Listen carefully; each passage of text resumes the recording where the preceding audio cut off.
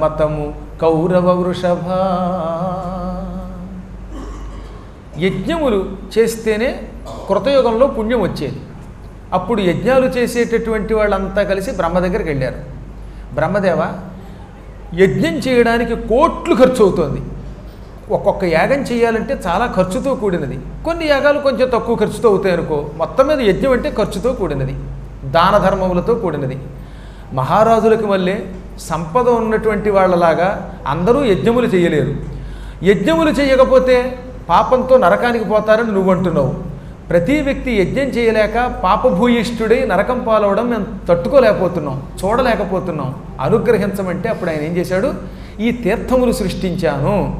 యజ్ఞములు చెయ్యలేని వాడు తీర్థయాత్రకి వెడితే చాలు, తీర్థగమనం వల్ల తత్క్రతు ఫలములందుదురు. యజ్ఞము చేసిన ఫలితం వారికి వచ్చుగాక.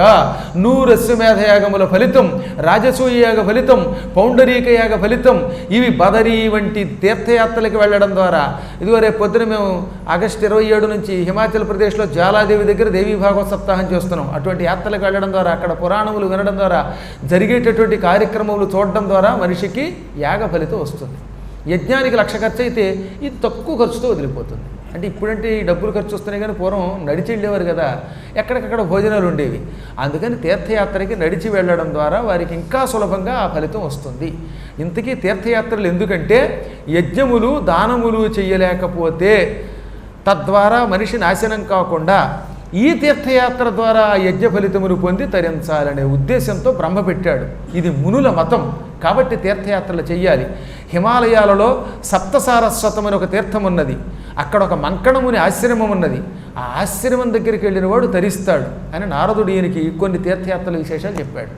ఈ తీర్థయాత్రలు ఈ అద్భుతమైన విశేషాలతో రేపు మళ్ళీ కలుసుకుందాం. 6:30 కలుసుకునేదాకా స్వస్తి ప్రజాభ్య పరిపాలయంతాం న్యాయ్యేన మార్గేణ మహీం మహిషాః గోబ్రాహ్మణేభ్యः శుభమస్తు నిత్యం లోకాః